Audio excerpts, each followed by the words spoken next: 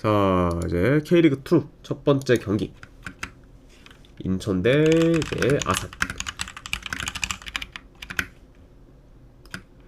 자, 일단 인천 같은 경우에는 주전 수비수 1명 결장. 그리고 아산 같은 경우에는 주전 포워드 1명. 그리고 지금 수비수 1명이 결장 중입니다.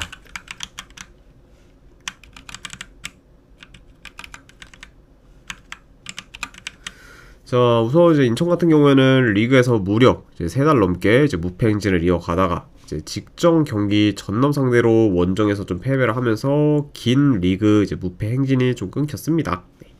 자, 다만 뭐 그럼에도 뭐 여전히 이제 여유롭게 좀 리그 1위를 유지 중인 그런 좀 인천이기는 하지만 그래도 이제 최근에는 이제 이전에 비해서는 좋은 퍼포먼스를 잘 보이지는 못하고 있습니다.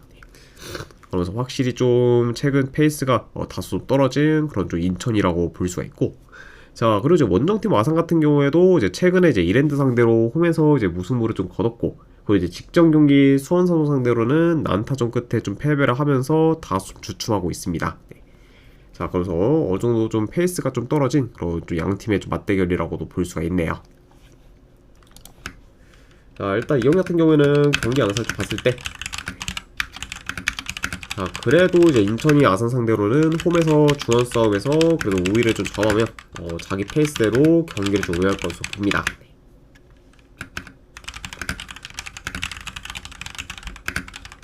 그리고 이제 인천이 이런 그런 좀 중원 장악의 좀 이점을 좀 잘 살려 이제 공격 루트를 좀 다양하게 좀 가져가면서 아산의 수비를 좀 잘 공략하는 식으로 이제 이어질 것으로 예상해 봅니다. 자, 그러면은 뭐 전반적으로 이제 인천이 좀 중원을 좀 장악하면서 이제 공격을 좀 주도하는 그런 약간 좀 경기로 이어지지 않을까 예상을 해보고, 자, 그리고 이제 아산 같은 경우에는 초반부터 압박을 좀 강하게 가져가면서 이제 인천의 턴오버를 좀 유도하는 식으로 경기를 좀 풀어갈 수 있고, 그리고 이제 볼을 좀 탈취한다고 하면은 바로 이제 빠르게 역습으로 좀 전환해 이제 한 번에 좀 몰아치는 식으로 아산이 좀 공격을 좀 전개할 수도 있다고 봅니다. 네. 아무래도 지금 이제 아산이 인천 상대로 주도권을 가지고 이제 경기를 좀 운영하기는 많이 좀 무리다 보니까 운영보다는 그냥 효율적인 공격을 좀 구사하는데 더 포커스를 좀 둘 수 있다고 봐요. 그리고 이제 그렇게 만약에 한다고 하면은 이번 경기는 아무래도 아산이 어느 정도 좀 점유율을 좀 포기하는 그런 좀 식으로 약간 좀 경기를 좀 진행하지 않을까도 이제 예상을 해봅니다. 자, 물론 이제 인천이 좀 최근에는 주춤을 하고 있지만 그래도 이제 경기력 면에서는 뭐 아산보다는 더 낫다고 볼 수가 있고, 그리고 지금 이제 홈에서는 7연승 중으로 여전히 인천이 지금 홈에서 강한 면모를 좀 보이고 있기 때문에 이런 홈 이점도 이제 어느 정도 기대해 볼 만한 요소라고도 볼 수가 있습니다. 자, 게다가 이제 두 팀이 좀 2달 전에 맞붙었을 때는 이제 인천이 원정에서 3대0 대승을 좀 거두며 이제 압도적인 모습을 좀 보였기 때문에 이런 약간 이제 좀 직접 맞대결에서의 그런 좀 결과까지 고려를 한다고 하면은 이번 맞대결에서도 그래도 인천이 이제 아산 상대로 좋은 결과를 좀 만들 가능성이 이제 조금 더 높지 않을까 좀 생각을 합니다. 네. 자, 확실히 뭐 이러니 뭐 인천이 좀 페이스가 최근 좀 떨어졌다고 해도 그래도 그런 점을 좀 고려해도 저는 승패를 본다고 하면은 이거는 인천 승 쪽을 이제 보도록 할게요. 인천 승 쪽 보는 경기. 그리고 언오바는 본다고 하면은 오바 보도록 하겠습니다.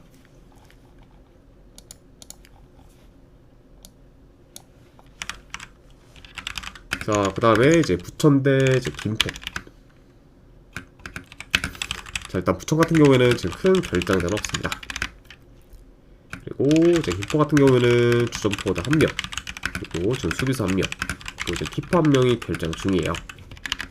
자, 그래서 지금 비교적 좀 전력 누수가 큰 그런 좀 현재 좀 김포다 이렇게도 전해드려 봅니다.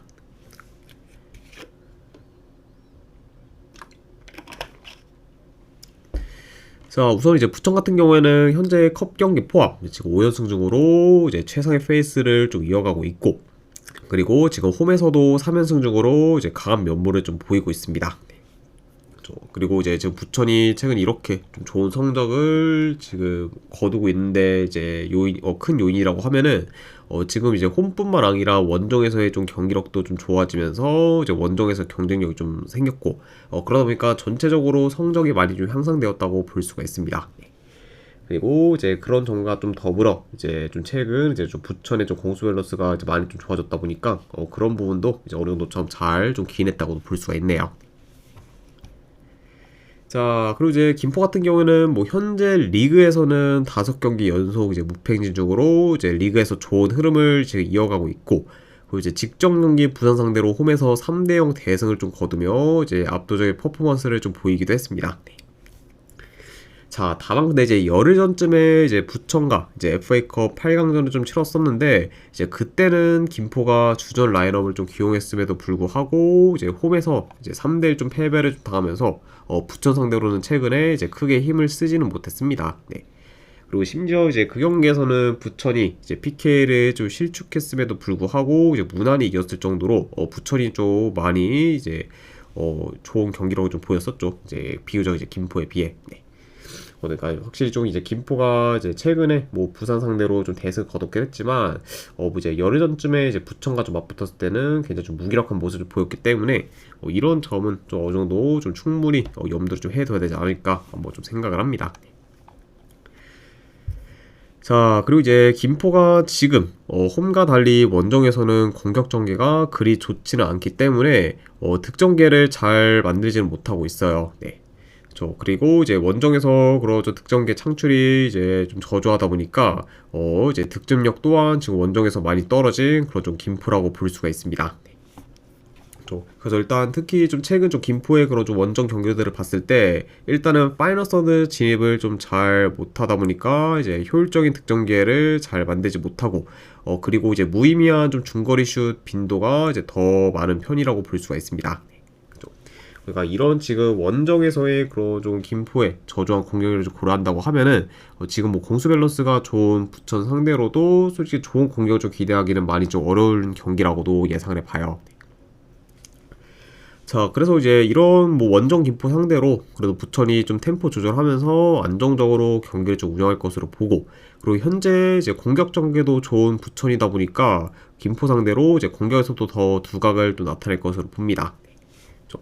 그리고 이제 그렇게 뭐 본다고 하면은 뭐 이번 경기는 그래도 이제 부천이 좀 호흡 이점을 좀 잘 살릴 것으로 보고, 그리고 공수 방면에서도 이제 김포에 비해 더 이제 우세할 것으로 이제 점쳐진다. 이렇게 한번 이제 예상을 해봅니다. 자, 그래서 이런 요소들을 좀 다 고려했을 때 저는 이 경기는 네, 그래도 승패를 본다고 하면은 부천 사이드를 보는 게 더 낫지 않을까 좀 생각을 해봐요. 그래서 저는 승패를 본다고 하면은 요거는 부천 승쪽 보는 경기, 그리고 언어만을 본다고 하면은 언더 보도록 하겠습니다. 네. 김포의 지금 원정에서의 그런 좀 저조한 좀 공격력을 좀 고려한다고 하면은 약간 부천이 좀 안정적으로 이제 좀 수비를 해서 이제 김포의 좀 공격을 좀 잘 틀어 막으며 좀 결과를 만들지 않을까 싶어서 이거는 부천승 언더로 접근하는 경기 이렇게 가져가도록 하겠습니다. 자, 그 다음에 이제 안산 대 이랜드 경기. 자, 일단 안산 같은 경우에는 주전 미드필더 1명 결정, 그리고 이제 이랜드 같은 경우에는 주전 미드필더 2명이 결장 중입니다. 자, 그리고 추가로 이제 최근에 이제 주축 용병 윙어인 이제 페드링요가 이제 제주로 좀 이적을 하면서 좀 팀을 좀 떠났습니다. 네. 그러면서 이런 저 페드링요가 이제 좀 팀을 좀 떠나다 보니까 더더욱 이제 좀 전력 손실이 커진 그런 좀 최근 좀 이랜드라고도 볼 수가 있네요. 네. 자, 일단은 이제 안산 같은 경우에는 현재 4경기 연속 지금 승이 없는 상태고, 그리고 그 4경기 중에서는 3경기에서 이제 무승부를 좀 거뒀습니다. 네. 그래서 이제 이전에는 그런 좀 홈과 원정에서의 경기력 좀 차이가 크게 없었는데 최근에는 이제 홈과 원정에서의 좀 편차가 어느 정도 좀 커졌고, 그러다 보니까 이제 지금 이제 원정에서는 다 좀 저조한 경기 내용을 좀 보이는데 반해 홈에서는 그래도 좀 좋은 그래도 경기력을 좀 줄곧 좀 보이고 있다. 이렇게도 볼 수가 있습니다. 그러니까 이제 이번 경기는 뭐 안산 입장에서는 홈에서 경기를 좀 치르는 게 그래도 이제 좀 다행이라고도 볼 수가 있네요. 자, 그리고 이제 원정팀 뭐 이제 이랜드 같은 경우에는 현재 6경기 연속 승이 없는 상태로 긴 부진을 좀 겪고 있습니다. 자, 게다가 이제 직전 경기에서는 충북 천주 상대로 이제 역전패를 좀 당하기도 했어요. 아무래도 일단 뭐 전반 뭐 이른 시간에 이제 이랜드가 선취골을 좀 넣으면서 이제 순항했지만 이제 이후에 이제 득점을 못하고 내리 좀 두 골을 좀 실점하면서 이제 역전패를 당해 이제 무승 행진을 좀 끊지는 못했습니다. 네. 자, 그러면서 이제 더더욱 이제 좀 늪에서 좀 벗어나나 하는 그런 좀 이랜드였지만 이제 역전패를 좀 당하면서 이제 그런 좀 무승 행진을 끊지 못했고, 그러면서 이제 더더욱 좀 깊게 지금 늪에 좀 들어갔다고도 볼 수가 있네요. 자, 일단은 이제 경기 흐름을 봤을 때 그래도 이랜드가 뭐 라인을 올려서 더 적극적으로 이제 공격이 좀 나설 것으로 보고, 그리고 안산 같은 경우에는 라인을 좀 내려서 이제 수비적으로 좀 플레이하다가 이제 좀 롱볼을 통한 거의 좀 역습이나 안 그러면 이제 세트피스 위주로 공격을 좀 풀어갈 것으로 좀 보여집니다. 자, 그리고 이제 최근 이제 이랜드의 수비 전환이 느린 점을 좀 고려하면은 이랜드가 역습에 좀 취약한 면모를 좀 보일 수 있다. 이런 점도 어느 정도 이제 염두에 해둬야 될 것 같아요. 네. 그러니까 약간 좀 이런 점을 고려한다고 하면은 좀 생각보다 안산의 좀 역습이 좀 효과적일 수도 있다라고도 이제 예상을 해봐요. 자, 일단 뭐 현재 지금 뭐 이랜드의 좀 페이스 및 경기력이 많이 좀 떨어진 거와 더불어 이제 공격 전개도 그리 좋지는 못하기 때문에 이랜드가 뭐 적극적으로 지금 공격을 좀 나선다고 해도 안산의 이제 밀집 수비를 좀 뚫기는 생각보다는 다소 좀 버거울 수 있습니다. 네, 좀. 그리고 만약에 이제 이랜드가 뭐 안산에 좀 수비를 못 뚫고 이제 공격에서 이제 지지부진한다고 보면은 그렇게 이제 흘러가면은 결국 가면 갈수록 이제 안산 쪽으로 이제 흐름이 확 좀 넘어갈 수 있는 좀 경기라고 보여지고, 그렇게 만약에 이제 흘러가게 된다고 하면은 이번 경기는 뭐 안산이 좀 좋은 결과를 좀 만드는 쪽으로도 충분히 좀 흘러갈 수도 있지 않을까 좀 생각을 합니다. 네. 아무튼 뭐 이런 점들을 좀 고려했을 때 저는 승패를 본다고 하면은 이거는 저는 안산 프랜스 쪽으로 접근하도록 할게요. 네, 안산 프랜스 쪽 보는 경기. 안 그러면은 네, 어느 가를 본다고 하면 언더 쪽 보도록 하겠습니다. 자, 아무튼 이렇게 이제 K리그 2 이제 경기는 전부 다 마무리가 되었고, 그 다음에 이제 클럽 월드컵 결승전 경기 첼시 대 이제 파리 생제르맹.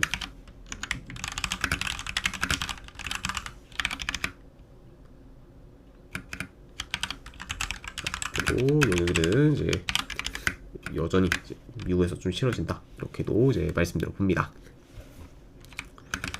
자, 일단 이제 첼시 같은 경우에는 이제 라비아 그리고 이제 포파나가 이제 결장 중입니다. 그리고 이제 파리 같은 경우에는 이제 파초 그리고 리카 헤르난데스가 이제 결장 중이에요. 그래서 이제 파리 같은 경우는 어느 정도 좀 수비에서의 좀 전력 누수가 있다. 이렇게도 이제 말씀드려 봅니다.